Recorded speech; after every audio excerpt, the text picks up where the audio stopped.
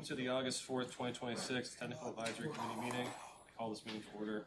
First order of business is the approval of the July 7th, 2026 TAC and July 14th, 2026 work session minutes. I make a recommendation, or I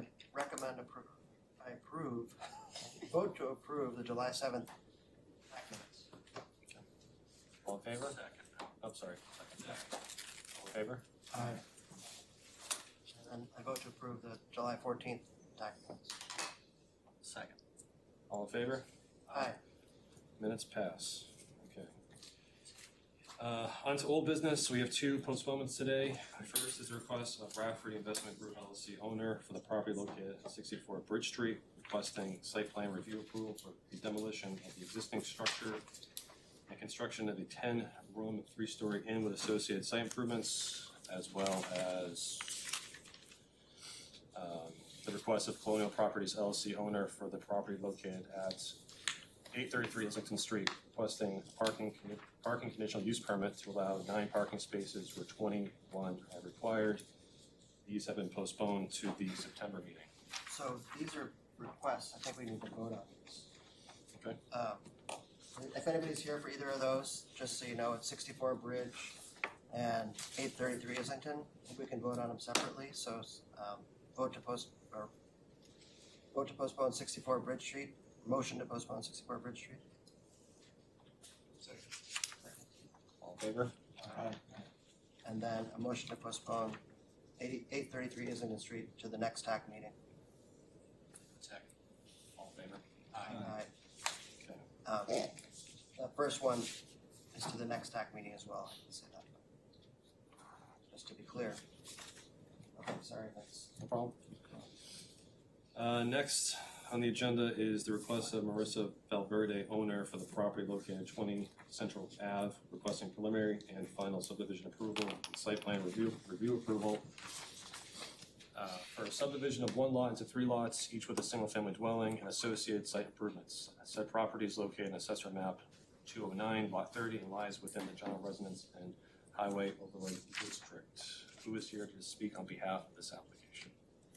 Good afternoon, Drew Olechowski with Haley Ward. So this project was last before the committee last month. There were a few highlights brought up by abutter comments as well as committee member comments that I was hoping to address today. The first of which was landscaping. We did slightly revise some of the plantings that were shown on our current plan compared to what was provided last month. After speaking with the owner after submission of this plan, it was decided that we would be willing to provide a 6-foot vinyl fence along the northern and easterly property lines. We believe that having that fence will provide adequate screening, so we believe that issue is taken care of by that. The second and probably bigger topic for this project was drainage. After looking more closely at the test pit logs that were performed here, along with discussion with Public Works, it was determined that full basements likely would be quite a big challenge to have on this site. So again, I did meet with the owner, actually after I called you today, Dave. He was okay with us going with crawl spaces for these buildings instead of basements, which I believe addresses most of the drainage concerns. There's obviously still some outstanding comments we'll need to address regarding the proper easement documentation and other things of that nature. But again, we believe that by replacing those full basements with crawl spaces, it takes care of most of the concerns with this site. So I'd look forward to hearing what Public Works might have to say about that. And again, I think those were the two main issues outstanding with this project. So if the committee has anything else to add, I'd be happy to try to address that today. Thank you. Thank you. Any questions from TAC?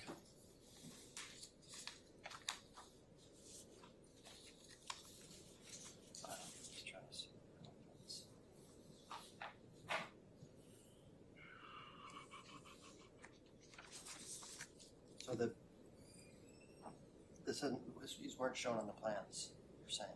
You don't have That's correct. We had those changes just today. We didn't have a chance to make those and resubmit materials.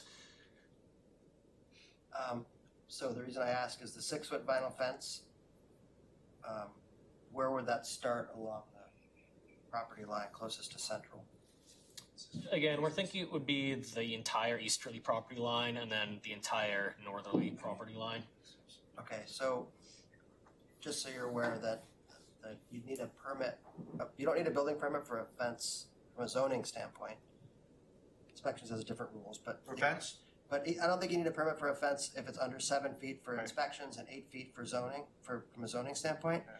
However, it can't be more than 4 feet in the front property setback. So Okay. if you wanna put it 6 feet all the way, you can do that, but you'll have to put in a land use application for that part. Okay.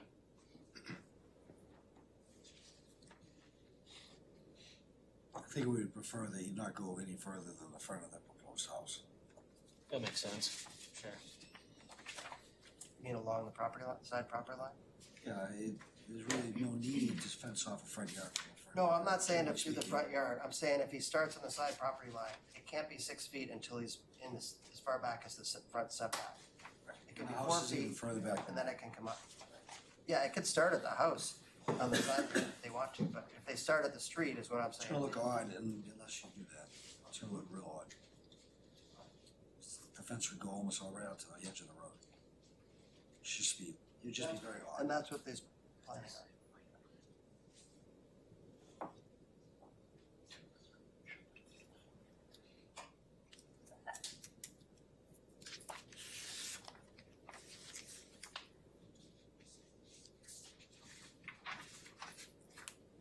Did you end up locating the existing services to the, Still working. We have the water, but we'll need to look into the sewer. We don't have that yet.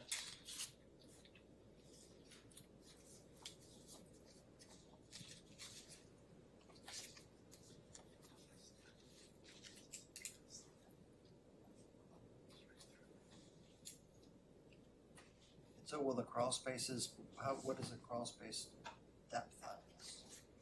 We'll likely need to adjust the finished floors of our buildings from what we currently show, just to make sure there's adequate clearance for those. But again, that's not shown on this plan set. We haven't had a chance to make those revisions yet. This foundation section, C201 is not accurate. No, No, it's showing a that's- full. that'll be changed. Yeah. Yep. There's one thing I didn't notice until just now. Is there a reason why the Sherlock doesn't have a 16-foot driveway and the other two do? We'll have to check on that. Do you mean by width or length? Width. It's 16 at the garage, but it travels down to 12. Sure. Yeah, 12 is typically the minimum for one car going in and out, so it widens up to have those 2 spots at the garage space. But then it didn't need to be wider than that. Or but the Go other further two down. are. That's why I was asking. Sure. I think the difference with that one is just the length of the driveway versus those other ones where they're closer to the road, so you don't have that long stretch at the beginning. Drew, when you're modifying the Sherlock house, make sure that the foundation wall for the garage is out of the area of influence for the drain pipe that's along the frontage of the house. Sure. That's typically characterized as a 45-degree angle, so 3 feet off, set the pipe, and then go up at 45 degrees, and you wanna make sure your footing's out of that zone. Okay. Okay? Sure. And then Dave, you're concerned, so crawl space versus no crawl space, right? Frost wall slab on grade, we're right at the seasonal high water table, appears to be right at the floor level. So are we saying no crawl space? I think we're okay with the crawl space. We don't want basements that are 7 feet below the water table. That seems unnecessary, And these will be 3 feet below the water table. which is probably manageable with proper drainage and installation. So should we establish that? You know what I mean? Cause the crawl I space, think we did. saying 3 feet or, Yeah, they're gonna go with the crawl space. We'll review it. I am concerned about the groundwater Yeah. because it is very high. And I am concerned about that drain pipe. we don't wanna limit them to a specific number, 3 feet, 4 feet. Cause anything under 6'8" is a crawl space. in our code. Yeah, and I think, they might be able to lift the foundations out of the ground 2 feet and have 4 feet in the ground. I'm Right. perfectly happy with that, Okay, I so we're just thinking don't, 4 feet then. what I told him in the comments is the permanent drains for the foundation should go into the drain pipe and not have to be mechanically Gravity, right, gravity okay, fed, okay. so. So that's that's it right there then, if it's gravity footing level. Make good choices, in other words. And we don't have an easement plan? Not yet, no. The drainage is gonna change, so the easement plan would have changed. Okay. I told Drew it's appropriate to put a rain garden in each lot and then drain it into the pipe. That sounds great. Shallow rain gardens, it sounds like. Very shallow. With under drains. So they're gonna have to be big.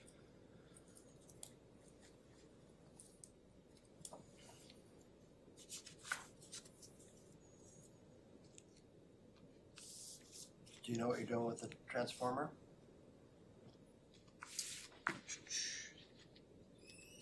I would have to look into that. I'm not sure if we addressed that comment at this time.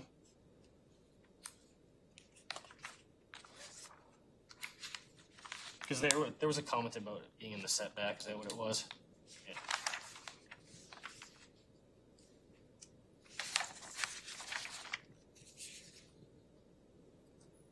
Transformers could be in the setback. What? Transformers are in the setback all the time.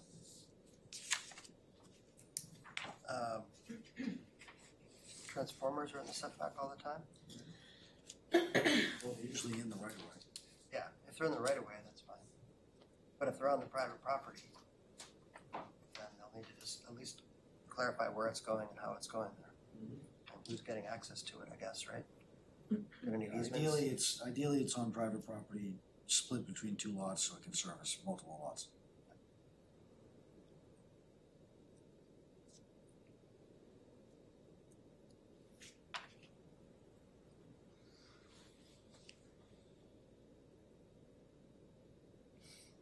Will any of the future boundary lines bisect the existing structure? No, they won't. Actually, it looks. I don't have those boundaries overlaid on the existing plan, but it looks like it might barely cross over on the northern edge of that existing building. And it would make it so some of the accessory structures would be the only structure on the new parcel. Yeah, that's right. So you may have to demolish it before the subdivision. Okay. So you don't wanna create nonconformities or Sure. have boundary lines going through buildings.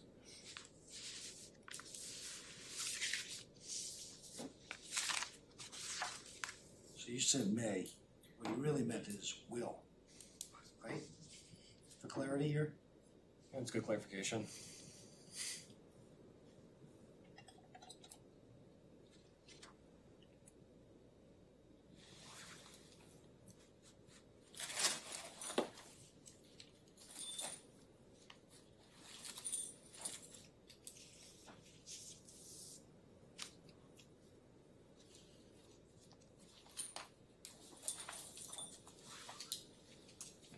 Well, if there's no other questions, we'll open up the public comment section. Anyone wants to speak, just come to the table and state your name and address for the record, please.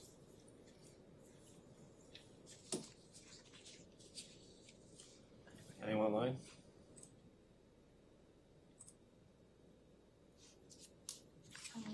If you wanna speak and you're online, please raise your hand.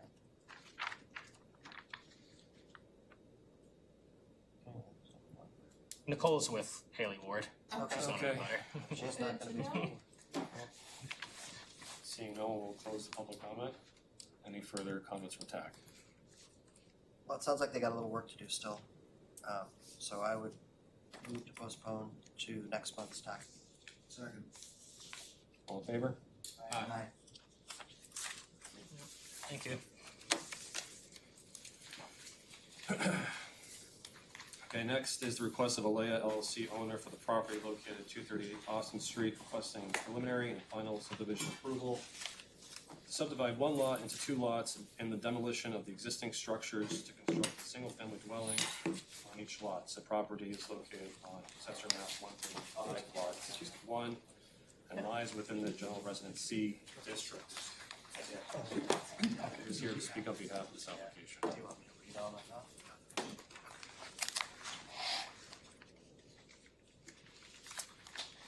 Thanks, everyone. For the record, Alex Ross, I prepared the plans. I'm here with Matt Boyer, who is part of the owner development team. If you recall, we had a work session way back, and we just received a couple of comments last week. So I'd like to quickly go through those. And also, I did want to hand out a marked up plan that should clarify some items. Pass that around. Pass that there.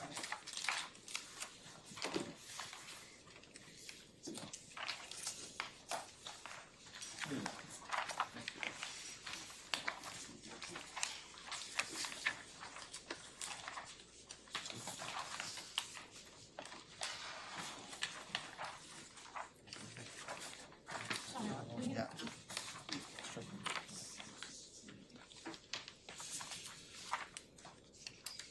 So the first TAC comment was show all existing utility connections and clearly call them out for abandonment if applicable. So if you look at drawing 3, I tried to highlight what we know out in the street for the mains and the little bit of information we have for existing laterals. And then we've shown one possible way to have the new laterals come in. Of course, we'll work with Dave and DPW for the best solution there.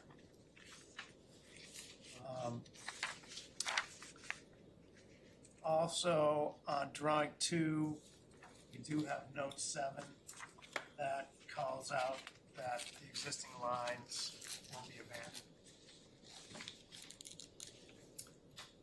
Item 2 deals with the separation, water, sewer.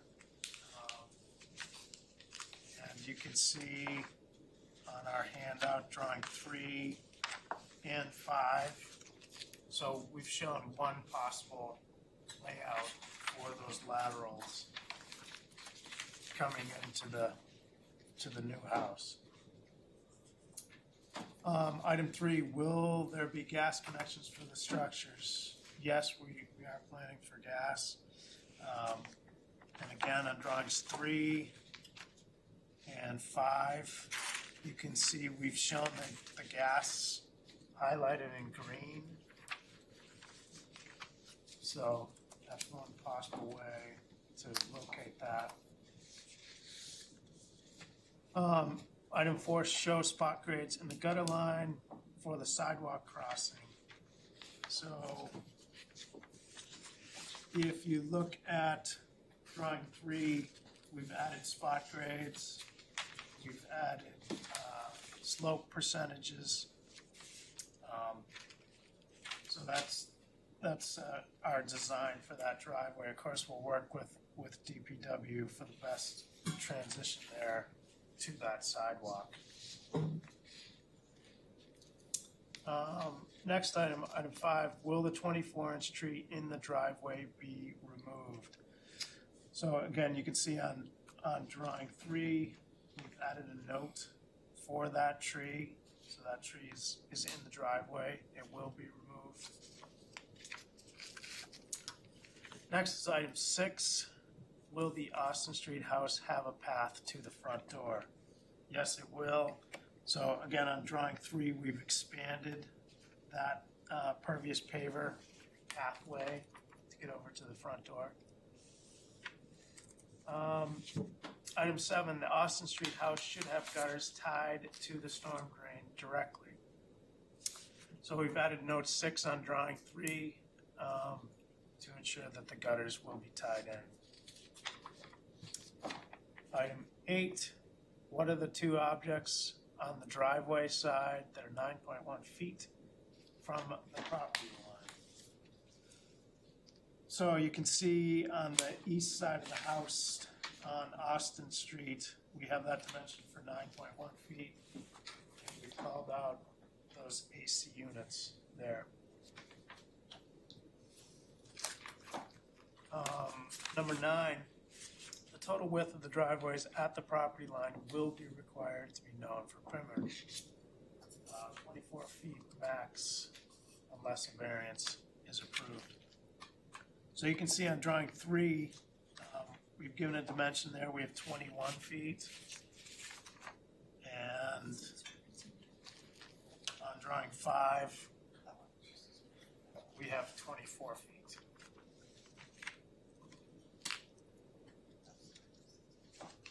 Item 10 is there grading in the side rear yards to prevent water from draining to adjacent properties. No grading adjustments are proposed out here. And again, on both of these parcels, we have a significant decrease in impervious. So, therefore, the drainage situation should be improved. We're not planning on changing, pretty much existing developed parcel. So the grading at the property lines will not change. Item 11, barn must be removed prior to the subdivision plan. That's fine, we accept that. And we've added a note on drawing 2 to ensure that. And the last item, what is the construction sequence? Matt,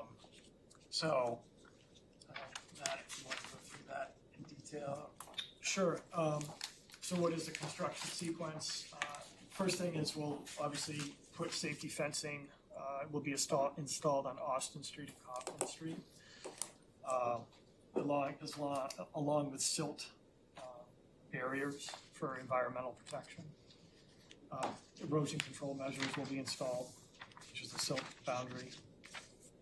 Most of the trees on site will be removed prior to demolition by a licensed, insured, and bonded tree removal company.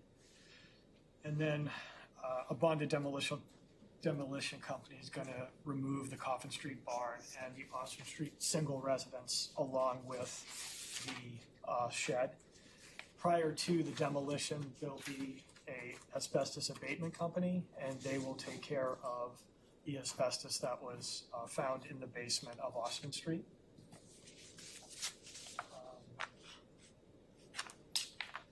So that'll actually all happen first, right? Because the barn needs to be removed before the subdivision can be recorded, so you'll remove the house too at the same time.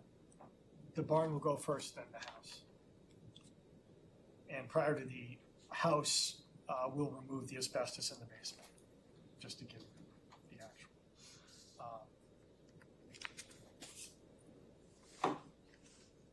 And then after the raising of both the structures, the construction sequence will begin with the Coffin Street foundation first. And that has to do with access being easier through Austin Street for a lot of large machinery, and that will actually go through the back to do the excavation for Coffin Street, to minimize the use of the Coffin Street Road. And then it will basically move towards Austin Street from there and do that build second.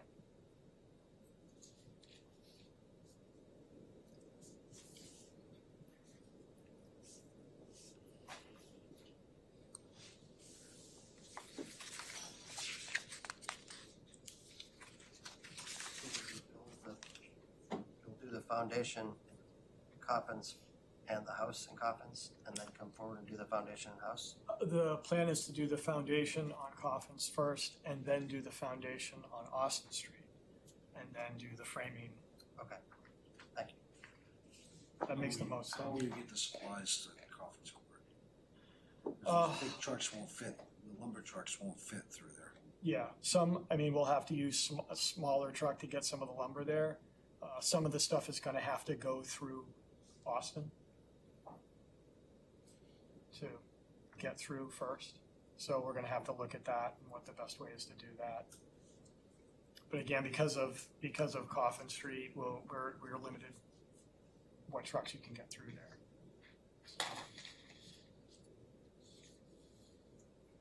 So you would demo Austin first, then demo the barn, build the barn lot now.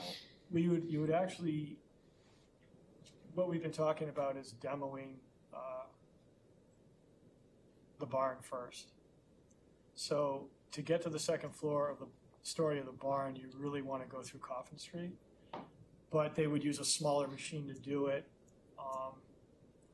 And they would have to they're planning on setting up staging inside the barn so that they can cut the barn second floor from the interior in sections and then pull off those sections directly into a truck, a small truck, compact them and take them out. Because it has to be done essentially surgically to not disturb any of the surrounding neighbors. And the fact that it's fairly close in proximity to the neighbors.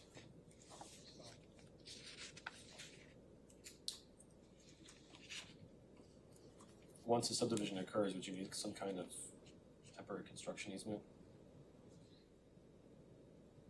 That's a good question. We haven't talked about that, but I'll take that as a note. Sell one lot. It's built fully.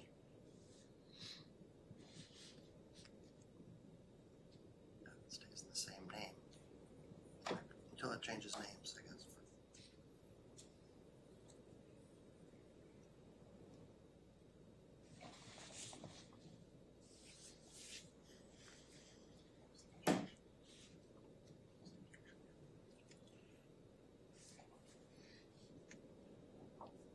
Anything else, Alex? Yeah, I did just want to go through a couple of items. I know previously at the ZBA, and through the TAC process, there were some abutter concerns. I know there were some letters submitted. So we'd be happy to go through concerns there. I guess, you know, in all this work, everyone knows that there's a long permitting process. You know, after TAC, of course, we go to planning board, and then after planning board, we go to the building department and work with DPW for all the connections and inspections. So there's a lot of oversight on all this work to make sure it's properly designed, planned, permitted. I know one of the items that was brought up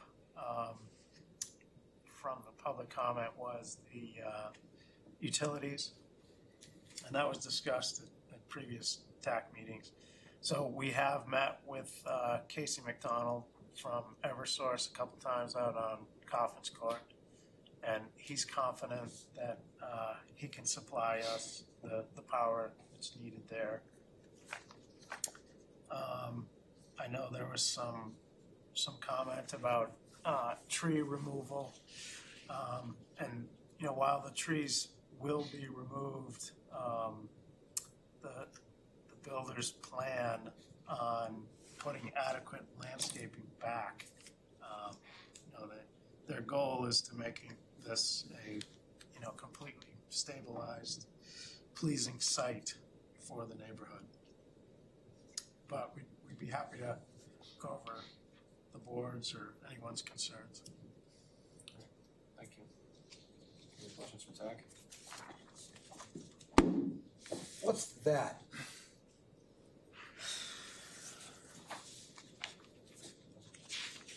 This. Just for the audience, it's a ladder hanging out of a window. I know it is. I was just wondering, what was the point of the ladder? That was asked for by fire. I'm fire and I said you need a rescue balcony. Oh, okay. So, whatever that is, no, you need a compliant rescue balcony for the code, for the fire. We will change that. Yeah, Coffin's Courthouse, the slab elevation of the garage looks like it's a half a foot lower than the elevation of the driveway. Quite a bit of water in the garage.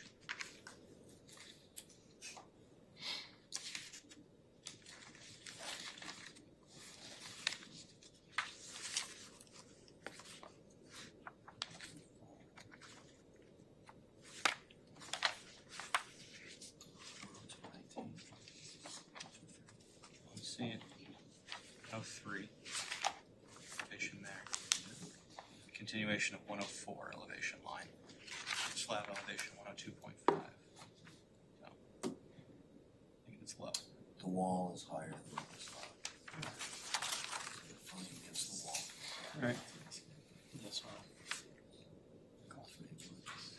And if we could zoom in on this plan, Alright. and in the lower left, we've shown the grade. We think it works, just Yeah. take a look at it, make sure. Yeah, Something to look at. I understand. It's not obvious that the foundation wall is higher than the slab. Sure, we can make sure that is the case.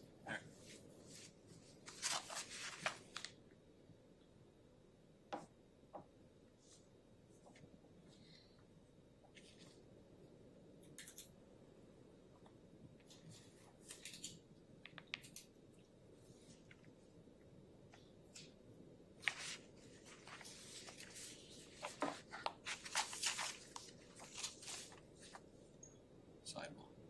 If there's no other questions from TAC, I'll open a public comment. Anyone from the public like to speak, just come to the table and state your name and address, please.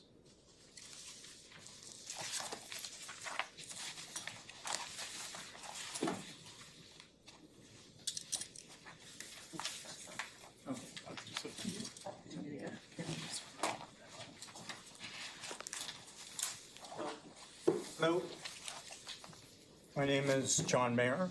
I live at 68 Cabot Street.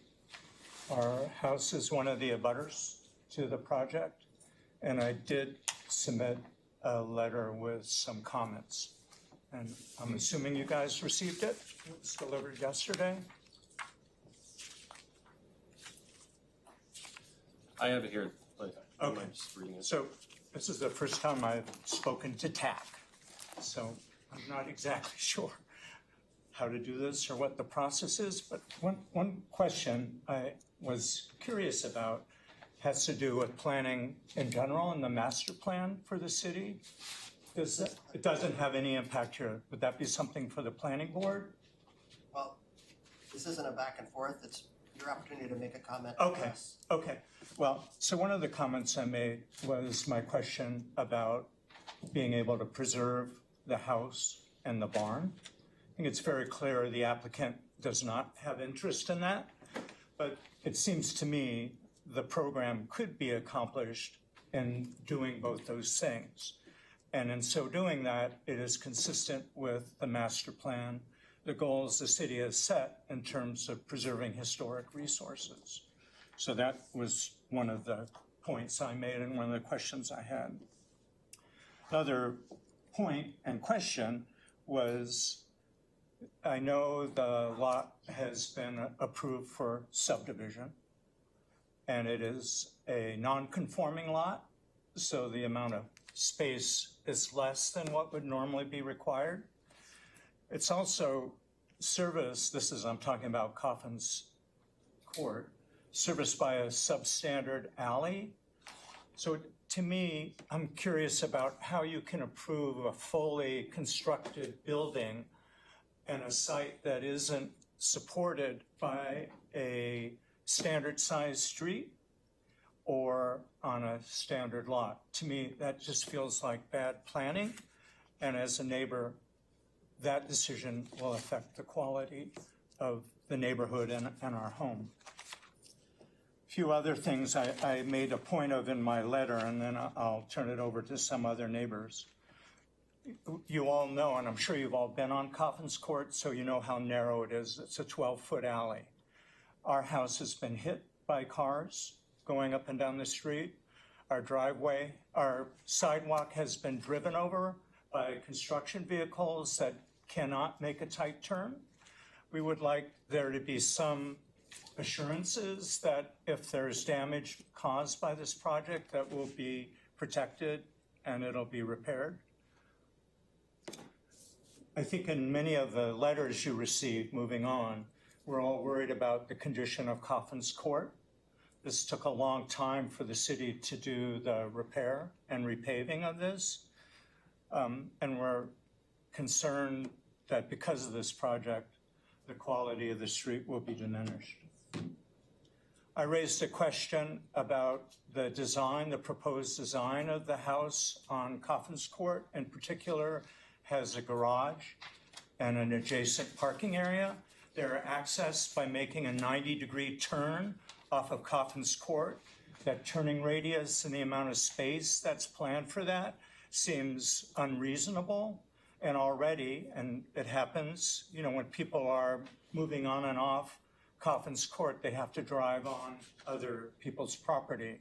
I think it's bad planning to support that and would ask that the design of the house be carefully reviewed to ensure that parking is reasonable.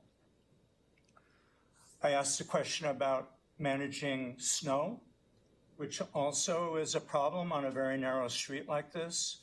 Not that, you know, I know everyone kind of deals with it as best they can, but it seems to me that there ought to be some planning and design work done to anticipate that. One of the questions about privacy has to do with this is replacing a building that has stood on site for 150 years. It was a storage building. It was a work building that was used by a plumber. There were no windows that looked into neighboring houses. It's being replaced by what seems like a generic contemporary home. And the placement of windows seemed to be really inconvenient and intruding on the privacy that people in the neighborhood have enjoyed. A question would be, can those window locations be adjusted so it might be fitting the nature of the site? And then I heard the comment about tree removal. I know all the the site basically will be stripped clean with trees and buildings. It's unfortunate to lose some of the mature trees in our neighborhood. It would be interesting to see a landscaping plan and to see if indeed, you know, a pleasant site can be created as presented by the applicant. Okay. Is there anyone else who'd like to speak? Hi. My name is Laura Stewart. I live at 20 Coffins Court, so I am directly across the street. Sorry. I am directly across the street. We're 12 feet apart. And Zach, the road you did was beautiful, and it's probably going to get a little trashed. However, I don't want to, I'm not going to rehash some of the points that John made because my husband and I share the same feelings, but between the increase in the noise and the traffic, pollution is going to be on our street with a proposed building that is larger than the house that we live in across the street. They've both been around for the same amount of time. That's some of our concerns, as well as the fact that they're going to, if they tear down the barn, the structural construction that's going to happen on that is definitely going to impact not only our foundation, but the walls of our home. And that is definitely a big concern of ours. Turning radius. I look like Austin Powers trying to get in and out of my driveway. Hopefully you've seen the first one. But it's like you have to be very careful coming in and out.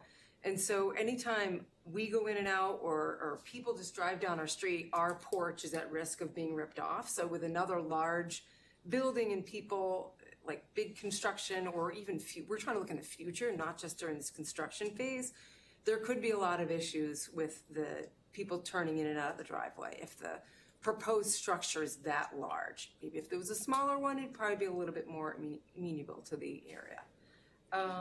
And privacy, as John mentioned, those windows are all looking directly into our home. So just if there's a way to kind of be cognizant of that. And that's it. Thank you. Thank you. Would anyone else like to speak? First of all, I just want to say I've worked on many communities. Could you just state your name and I'm sorry. address? John Raganese. I live at 74 Cabot Street. The barn used to be part of 74 Cabot Street and was carved off back in the 80s, so it's directly in my backyard. What I wanted to say was I really do appreciate the fact that there is a technical advisory committee that meets to go over these kind of things and makes recommendations. A lot of places do not do that, and I think it's very helpful to advise both the applicant as well as the planning board. So I do appreciate it, and I'm glad that you also allow some public comment to be taken. My first question is, in terms of a comment, is comment about most of the trees being removed, which I can understand to some extent, the need for that. And I echo the need for a pre-designed landscape plan that goes in before the application reaches a planning board. And I think it illustrates sort of the comment made that this is a really long process. Well, it is a long process, but each section of the process kind of, carries on from the last one. And I think that there's a little bit of, a sense that, well, we dealt with that here, so we don't deal with it here, and then we dealt with those things here, or we consider those here, but now we don't consider them, and it's sort of a cascading effect. Whereas I think hopefully at the TAC level, because of all your representations, you're looking at everything, and you're making a sort of a broad recommendation, not an approval, but more of a recommendation based on everything that's going on. So, for example, I don't know if your recommendation is that a landscape plan be drawn up. I would say that should be part of your recommendation. I don't know if it's true. Because of the proximity of the property lines to the existing barn in particular, many of the trees are actually on the property line. I don't know what that means. You cut half the tree off, you don't cut half the tree off. I think it would be helpful to just understand and maybe even meet with neighborhoods as to what is going to happen and what's going to be replaced. I have made a comment repeatedly based on the drawings, and there is a slight revision in the drawing that showed some of the grade changes in the road on one of the drawings, but it's right in front of me here.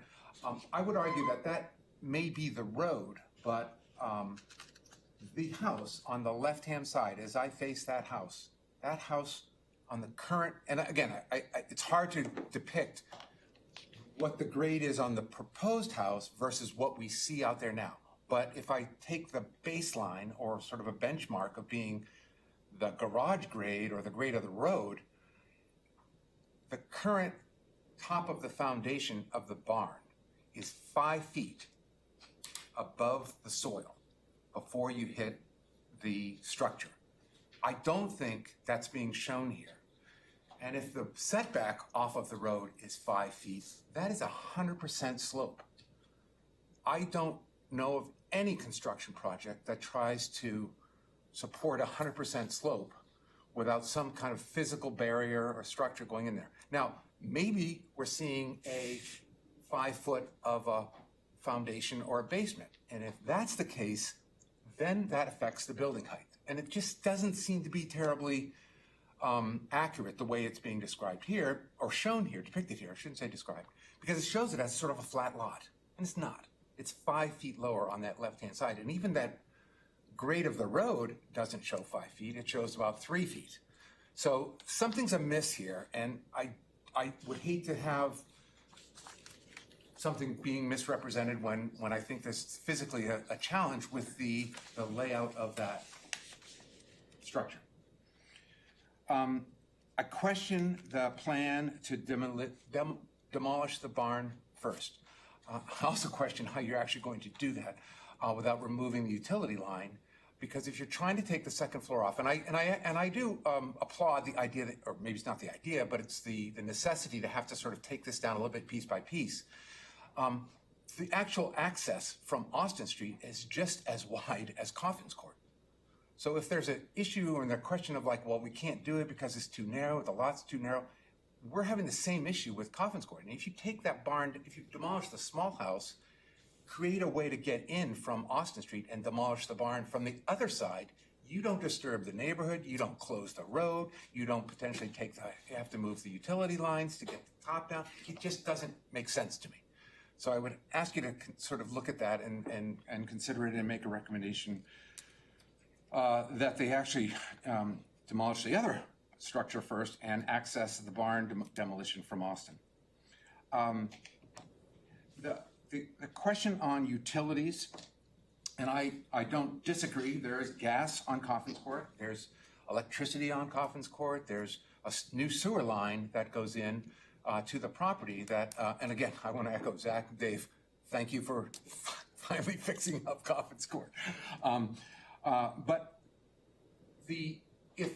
if the sewer line was put into this property based on the request of the landowner, why didn't they do the water line?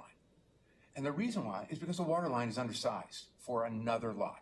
I'm having a real hard time because I had even asked about connecting to the water line when the whole road was demolished from my road rather than Cabot Street. And the reason I was told that that's impossible is because it's only a 2-inch line. So I don't know how we can put a 2-inch line to this house when we couldn't put a 2-inch line to my house based on it just can't handle that load. So does that require a water line coming in from somewhere else? Or are we digging the street all back up to put in a larger water line, or exactly what? And so I would like that to be taken into consideration. And in the broader sense, I would like to have the street not torn up at all.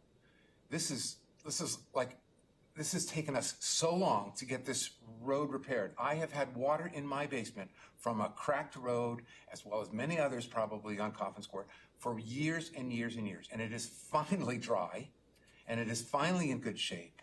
And no matter what anyone says, you cut that surface and fill it back in, it fails, or at least it begins to fail. It settles, it never is like it was at whole. And so I would ask that if you are going to allow that road to get cut up, you have a substantial bond or impact fee assessed to repair that back to its condition before. Not a strip, not a cut, not little holes, because we have dealt with that for the 20-something 5 years that I have lived on that road. It's just been cut up and chopped up and sunk, and there are drainage issues there. There's ledge under there, and so I know soil moves under that road. And we finally have it sealed and graded and the drainage on that road taken care of in a very innovative and very effective way. And I just don't want to see that changed. And then lastly, with respect to electricity, it's a service wire that comes from Cabot Street. There's a transformer out there. I'm not an Eversource guy, although I've had 46 years in the electric industry, partly for utility. And so I know that there are distances and heights that you have to require to have a line going down that road. It seems like they may be talking about moving that pole because the pole sits right in front of that door currently. And if they move the pole, that means it has to be a higher pole to get the span that you need to clear that road. John talked about his house being hit by construction or vehicles. I've had my house hit twice by a truck. Not by any, intent, it's so narrow. We've had the electric line taken down because it's very low. It's a service line. I know what the heights are. It's allowable, but nobody typically drives, underneath the service line the entire length of Coffin's Court. So if it is going to be served from Cabot Street and not, say, for example, an underground line from Austin Street, because they own both properties and they could do that, we would like to know what that means in terms of pole placement, height, and a little more detail. And we would ask that you require that from them before you make your decisions. I think that is all I had, and I appreciate the opportunity to speak. Thank you. Thank you.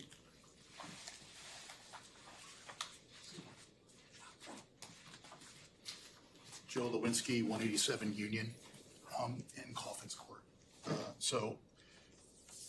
The three concerns I have are certainly echoed by John's recent comments about houses being hit. So our house has been struck several times over the last few winters by the snowplow. And it's narrow. And if we, and that moves me to my next point. If Coffin's Court was 6 feet narrower, we wouldn't be having this discussion at all. The second structure that is planned for Coffin's Court would just be an auxiliary unit to the property on Austin. And it would have all of its services coming from Austin. And it would basically not even be serviced by Coffin's Court. It would just be a walkway if that's, if it was closer. It is right now a dormant structure. If we build a residence, we're changing the very nature of that parcel of land. And it's not a one-for-one. We're not swapping out a building that was servicing a resident with another building that services a resident. We're replacing something that was essentially dormant, which speaks to John Mayer's comments about it being a barn that was servicing a plumber's business. My last comment is concerns over animals and debris and atomized poison that might be in the soil or in the structures as the demolition occurs. Bless you.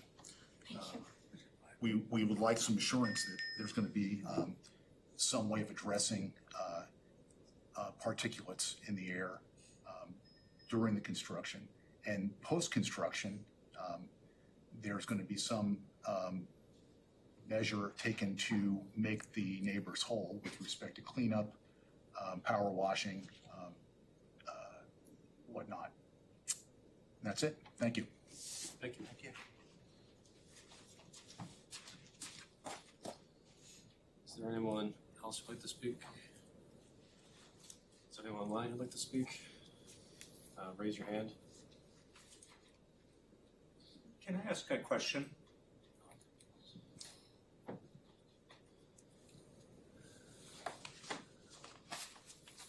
So it's John Mayer again. I'm just curious what happens next. We've made these comments. Will there be a report to the applicant? Technical Advisory Committee is advisory to the planning board, so Yeah. they'll make a recommendation to the planning board, Okay, and that record will be available publicly? of course. Yep. And how do we know when it's ready? It'll be posted on the city's website, and it'll go to the planning board as part of their record, and you'll see the planning board will advertise, and you'll get notified as a butters of Okay. the planning board action. Thank you very much. Thank you. Okay, if there's no further public comment, we'll close the public comment section and open up back to TAC for further comment, if there is any. Yeah, I just had a question about, a lot of people raised the landscaping question, and while you're not necessarily required on a subdivision to show a landscape plan, do you have landscaping plans that you can talk about? I do You guys can think, come back up if you want. sure.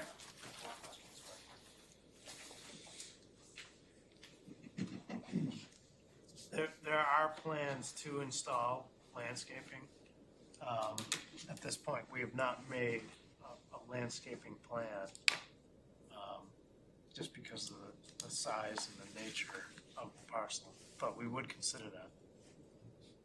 Yeah, I would recommend you do that for the planning board review process. Sure. Because it's a certain concern of the butters, and I think it's valid. Yeah. You're moving a tree at least, and maybe probably more than one tree, obviously. So I think that's, what you'll have on the site plan. Happy to do it. I did have a question about the, because I was thinking about this as well, about the access, about the order of demolition, and I wonder why it doesn't make sense to remove the primary structure first. I understand the foundation there, likely there's a hole, so you'd have to fill that in and stabilize it, but there's also that area that runs along the side of it that you could bring equipment through to demolish and pretty much stay off of Coffin's Court entirely. I mean, I haven't actually been to the site, so I don't know what the topography looks like, but why wouldn't that be feasible? And that way, we're really not disturbing, for the most part, the Coffin's Court access and the neighbors. We're really staying entirely on your parcel, access from Austin Street for the demolition. Because that's how you're proposing to do the foundation construction, right? Is accessing from Austin Court, pouring your foundation, and then backing out. So why not do the same with the demolition? Well, the demolition companies we've spoken with, they felt like it was a lot easier to go through Coffins to do it. I will go back to them and say, hey, why can't you go through Austin? And I need to go back and look at some of the details of that, but I believe there were some specific reasons why they couldn't do that. I mean, they would, you would have to remove the primary first. Possibly you'd have to stabilize or infill the foundation, right? So that's why path of least resistance is to go over here, remove it. But even in order to get your foundation trucks back there, you're gonna have to stabilize the side of this, unless it's big enough and stable enough where you don't have to.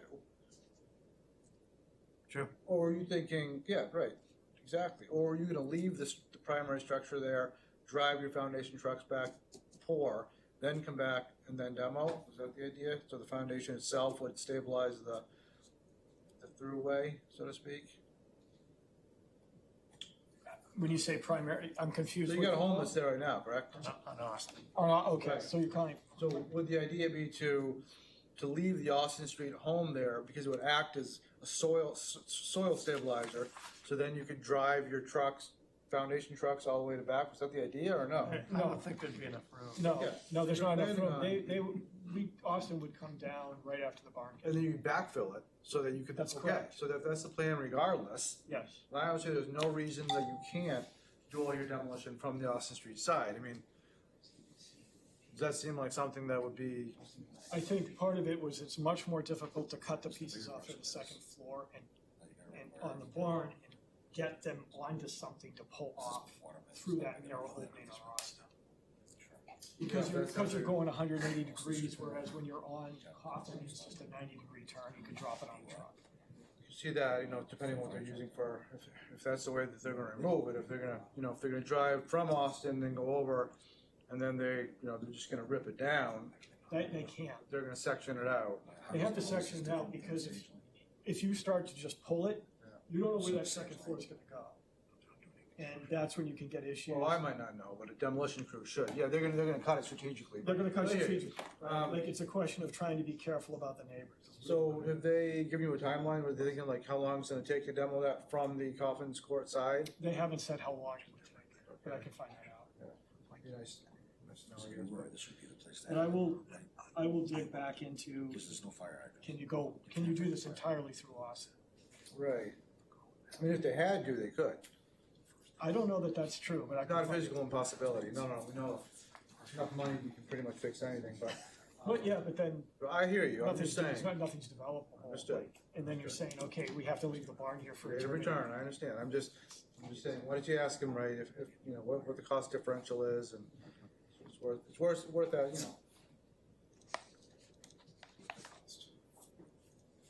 Have you guys considered performing some kind of pre-construction survey?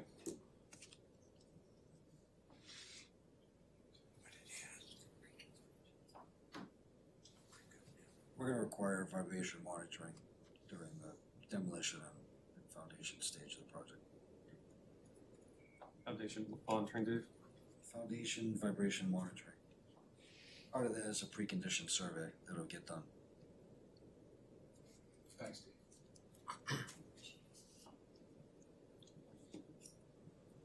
So just to address some of the other utility questions that were asked, I met with Eversource out there 2 weeks ago. The plan for the pole is to shift it 5 or 6 feet to the left, closer to Union Street, and to put in a 5-foot higher pole so that the wires still have clearance. That's the plan. As far as the water line is adequately sized for one additional structure. I believe when we talked, your existing service was going out to Cabot Street, and you wanted to go off Coffins Court. And I think the discussion we had is that you would have to go out into Cabot Street anyway and abandon that service before we allow it. So we just said it'd be easier just to stay on Cabot Street, is my recollection of our conversation. I think the other half of that conversation was that the water main on Cabot is larger, so it would make sense to downsize the available water main to hook onto, that downsizing from the 6 or 8 inch on. And the Cabot Street line's about to be replaced in the next couple of years. Yeah. Can I ask a question? About the water line? Sure. So if the water line is capable of adding on one additional structure, is there a size limit to that structure? Because that is massive. If it was a smaller structure, it would probably be more accommodating, correct? Or is there, How many bedrooms are in that house? they're asking for 5. It's 3 bedrooms. 3 bedrooms, 2.5 baths? I was told there were 5 bedrooms to the design. Not in Coffin Street, there isn't 5 bedrooms, Depends on what the label is. Yeah. but 4, it's not a 5 bedroom.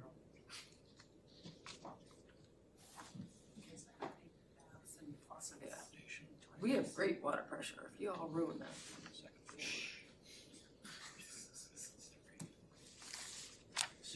We were told it was a 5-bedroom It's structure. a three-bedroom house. It's a 3-bedroom Plants house. are on her. So the third floor is not considered a bedroom, even though they had a ladder out the back window?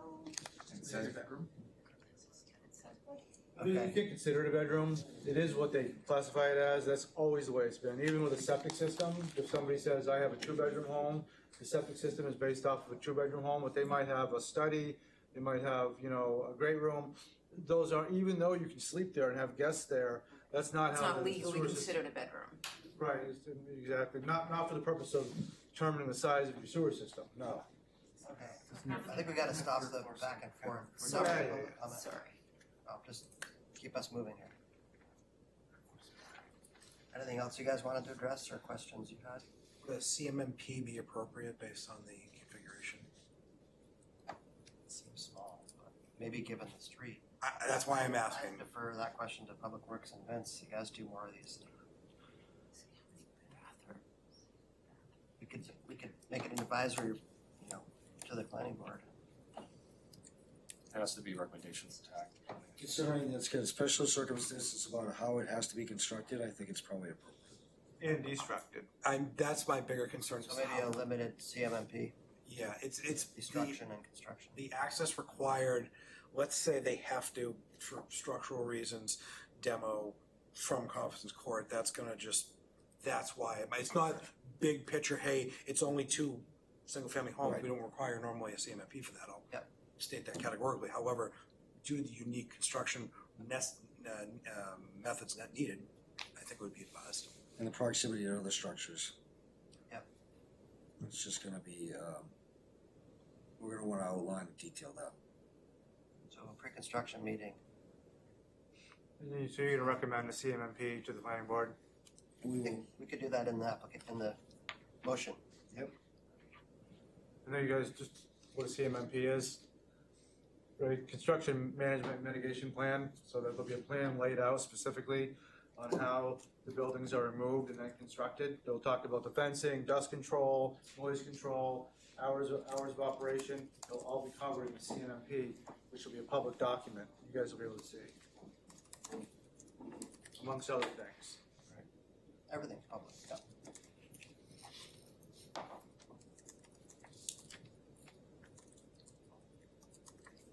Any other comments?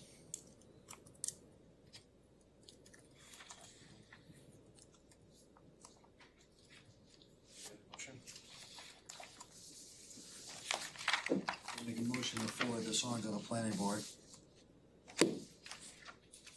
Things we just talked about.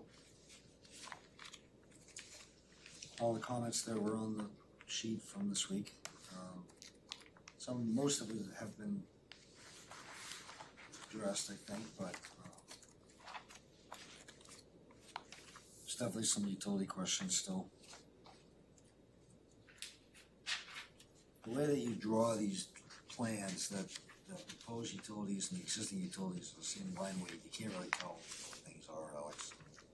So, It just leads to questions upon questions upon questions. yeah, we can clear that up. It's been kind of an ongoing thing.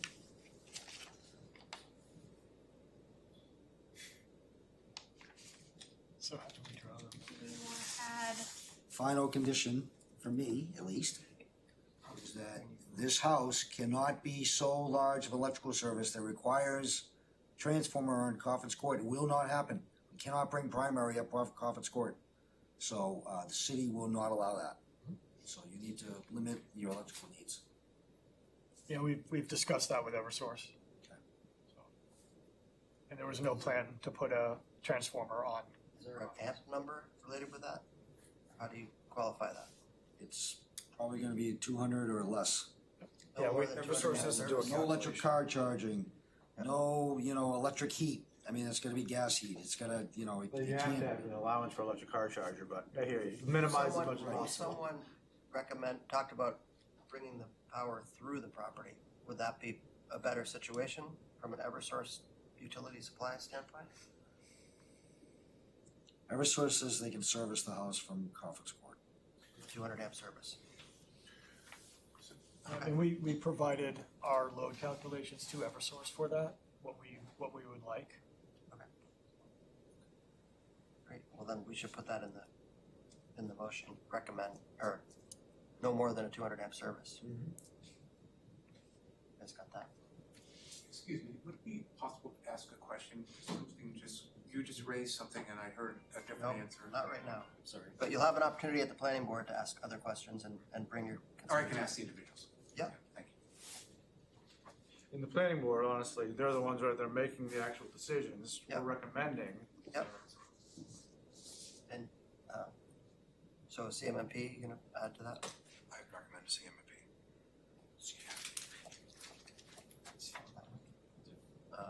Show landscaping features on the plan?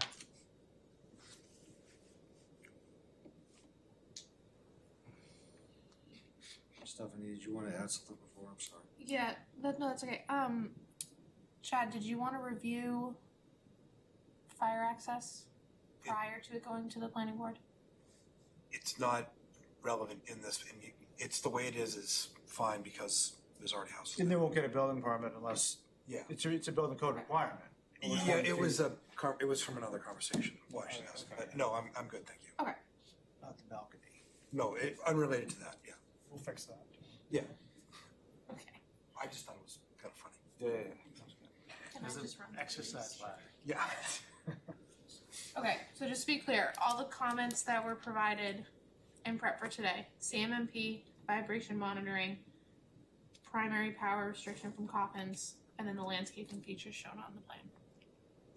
Pre-construction survey of the nearby houses. As part of the If they vibration get monitoring, into ledge on Conference Court, they might have to do some ledge hammering to put the foundation in. is that part of the vibration or is that separate? So vibration and pre-construction survey.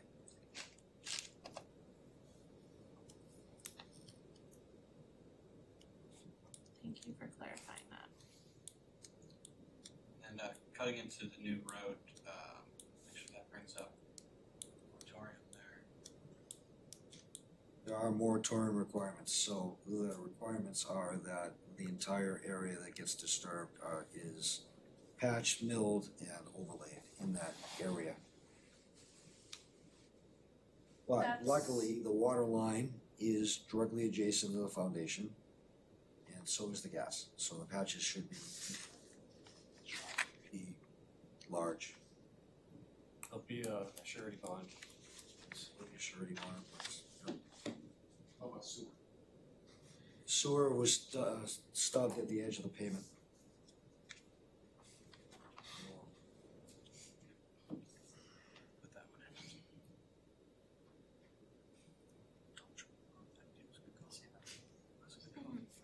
in. Yeah. So we have the motion. Second. Second? Yep. All in favor? Aye. Opposed? Thank you. With those conditions. Last item on the agenda, the request of 124 Group Incorporated for the property located at 124 Heritage Ave, requesting amended site plan approval for minor site improvements, including a garden, ADA accessible ramp, parking lot restriping, stormwater conveyance modifications, lighting, and landscaping. Said property is located on Assessor Map 284, Lot 8, and lies within the industrial district. Who is here to speak on behalf of this application? Thank you. Good afternoon. Neil Hansen with Ty and Bonds. The rest of the team up here, Anthony with King Company, and with Gather, and Ben is also with Ty and Bonds. Since we were here last month, we made some minor revisions to the plans as requested, and also prepared a drainage memo, which came out of our last meeting. And then additionally, we received some comments via email end of last week. And I can just jump right into those, and then if there's any additional comments or questions, we can address those then. So the first comment was in regards to putting in a bypass for the Rain Guardian in the event that that were to get clogged or back up, and we're happy to do that. We can put in an additional curb cut just past that Rain Guardian to relieve some of the stormwater backup if that Rain Guardian were to get plugged. It's a pretty high flow area. Based on the storm we had yesterday, Ben was out on site to take a look at those existing drain pipes, which was under comment 5 there, and he has a pretty nice photo of a giant puddle. So we understand the concern there.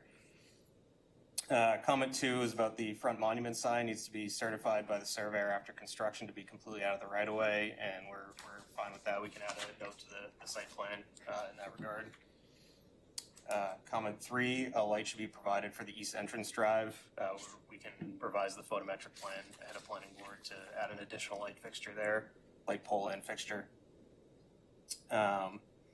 4, please ensure water from east driveway finds its way to the catch basin by providing a paved apron to the drain. We're happy to do that as well. I think it's right off the edge of the pavement there, so we can pave in an additional apron there. And then 5 is verifying that all CMP pipes shown are still in good condition and don't need replacement.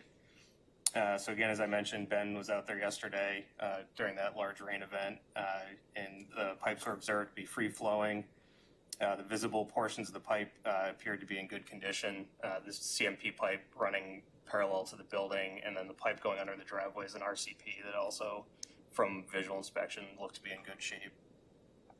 So those are the 5 comments we had received, and if there's any additional comments or questions, we can address them now. Thank you. Any questions from TAC?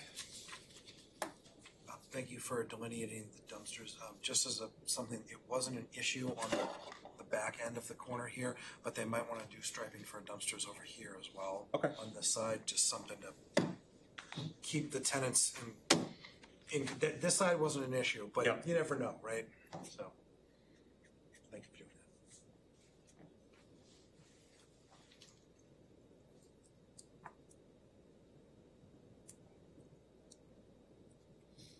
I didn't have anything. You guys have anything? Anybody from the public? Anyone Not a from the lot public? Not a lot of the public here. Anybody up there? Online? No, it's just us. Okay, so Just us. just close public comment. Any further discussion? Okay. If none, do we have a motion? I'd recommend we approve to the planning board with one addition of the light coming in. Anything else from you guys? Light on the east entrance, I guess it is. The other curb cut comments. The new curb cut for the New overflow. comments, just add the Yeah. new comments, The comments, yep. and then I'll second the motion. Okay, all in favor? Aye. Opposed? All done. That was quick. Sorry you waited so long. Thanks for taking care of that. Yep. Okay, that's it. Okay. Do I need a motion for adjournment? You can say we're adjourned. Meeting adjourned.